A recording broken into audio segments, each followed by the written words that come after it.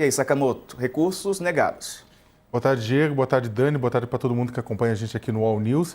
Pelo menos a maioria está formada, né? Esperar agora o fechamento da votação. Exatamente. Bem, para surpresa de absolutamente ninguém, né, os recursos foram negados, né?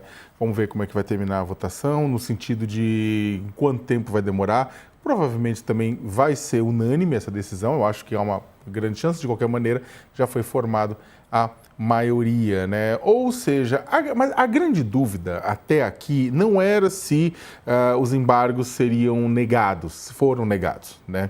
A grande dúvida, né, até aqui é o que vai acontecer com Jair Messias Bolsonaro. E aí a gente tem a seguinte situação: ele pode fugir, sempre se pode fugir. Eu até falei isso na coluna mais cedo. Mas está com a polícia verificando quem entra e sai na casa.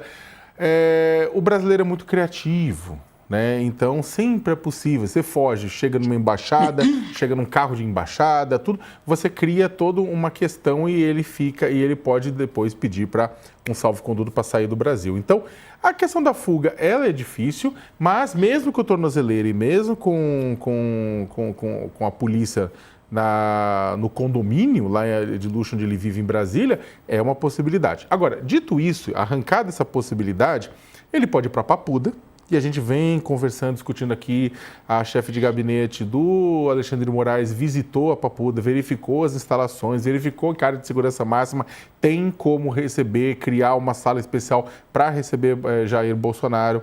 A segunda hipótese é uma sala na Polícia Federal, tal como Luiz Inácio Lula da Silva ficou preso 580 dias na carceragem da Polícia Federal em Curitiba, numa espécie de sala de Estado Maior mesmo, pode acontecer com Jair Bolsonaro. Essa sala já existe lá dentro, poderia ser ocupada pelo presidente, né? É claro que tem uma questão, né, a diferença entre os dois lugares. No presídio ele tem outras pessoas com quem conversar. Lá na sala, na carceragem, o Lula até reclamava disso, é bastante solitário, né, porque é só ele. Né? Tem os advogados, tem as visitas, mas continua sendo só ele. Terceira opção é ele ir para um quartel, ou da Polícia Militar, como o 19º Batalhão, ou o Comando Militar do Sudeste, do Planalto, o Forte Apache, né? Porque ele é, por enquanto, um militar. Eu digo por enquanto porque se as coisas seguissem o seu curso, o Superior Tribunal Militar iria julgar o Bolsonaro após essa condenação, e em caso de condenação ele poderia perder a patente. Ele poderia deixar de ser capitão. E aí, inclusive, não faria sentido essa prisão. Só que seria uma piada de mau gosto caso ele fosse para um quartel, sendo que ele articulou com militares uma tentativa de golpe de Estado. Né? E aí o Brasil ia mostrar que não aprendeu nada mesmo. Por mais que hoje o Exército esteja administrado, né, esteja na chefia legalistas. Outra opção, que é aquela defendida pela defesa de Bolsonaro, desculpa a redundância, que é que ele fique em casa, né? Que ele cumpra a pena dele na residência dele, no condomínio de luxo onde ele vive, por justificativa de questões de saúde. Ele levou a facada, tem que ficar fazendo cirurgia, erisipela, câncer de pele, os refluxos que ele tem, e aí eles defendem isso. E aí, vê como é que vai acontecer. A gente vem falando aqui no UOL, né, eu, Dani, então a gente vem falando que há uma possibilidade grande dele ser preso, ir para Papuda ou ir para a carceragem da PF, e depois, né, o Supremo Tribunal Federal vota por uma questão humanitária de mandá-lo para a prisão domiciliar. E eu termino dizendo uma coisa, vamos só uma comparação rápida, Diego. O ex-prefeito de São Paulo, Paulo Maluf, foi condenado, né, ficou na Papuda, né, cerca de um ano, assim, e ele entrou na Papuda com 86 anos, se não me falha a memória. Ele já entrou bastante idoso, porque fala-se que o Bolsonaro tem 70, o Maluf tem 86. Ele acabou depois saindo por causa do câncer e foi para a prisão domiciliar. Mas ele entrou na Papuda muito mais velho do que o próprio Bolsonaro está hoje. Verdade. Vamos ouvir a Daniela Lima, que está aqui conosco também. Opa, aqui. Oi, Dani, boa tarde. Boa tarde, Sarza. Boa tarde, Sakamoto. Boa tarde para você que está aqui com a gente no All News nessa sexta-feira de muita notícia. Bom, mais cedo também, a coluna que entrou na madrugada de hoje, eu já antecipava ali que o mais tardar até terça-feira teríamos ali a definição do destino de Jair Bolsonaro e dos outros réus da trama golpista, não precisou nem se alongar tanto.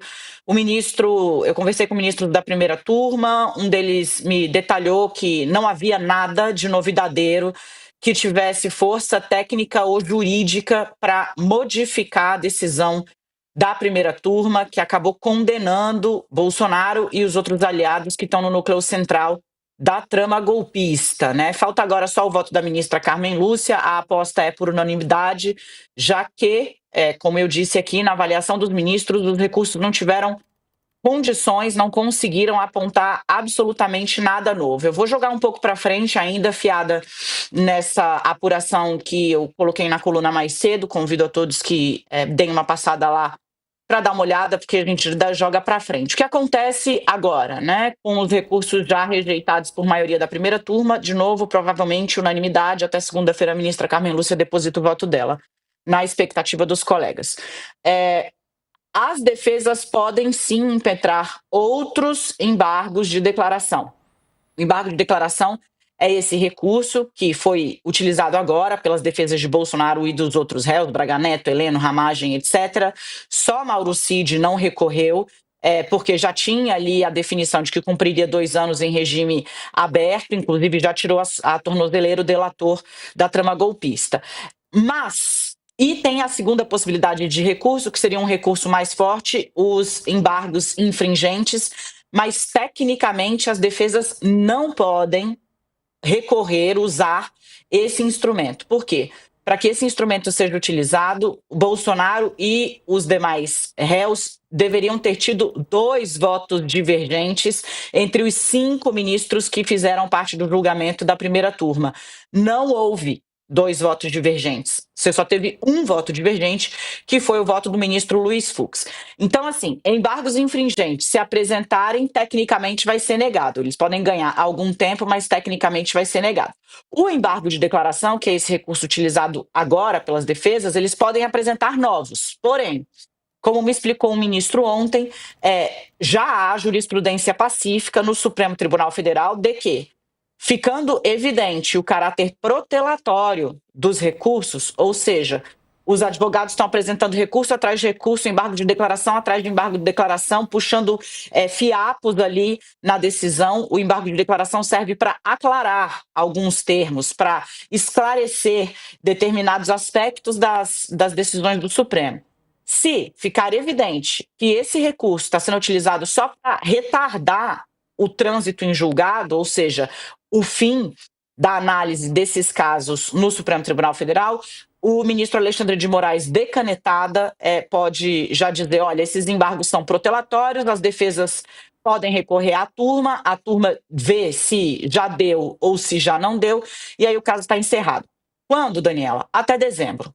Tem tudo para até o final do ano essa questão estar fechada. Sobre para onde vai Bolsonaro. O ministro Alexandre de Moraes ainda não deu pistas para os colegas do que é que vai fazer neste caso.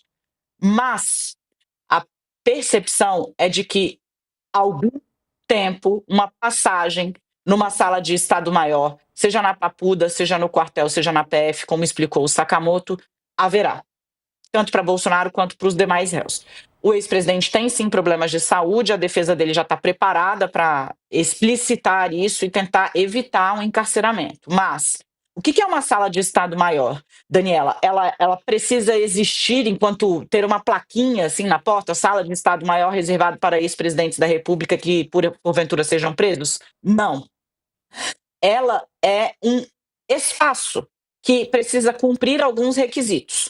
Por isso é tão simples, entre aspas, né, que ela esteja na PF, na Papuda ou em um outro local.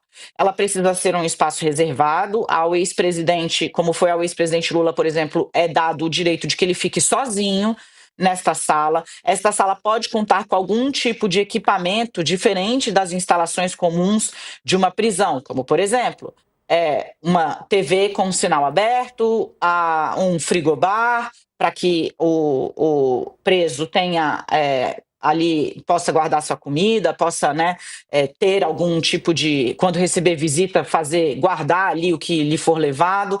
Ela precisa ter uma cama, um número específico de metros quadrados, digamos assim, e um banheiro. Só, né, um banheiro de uso exclusivo.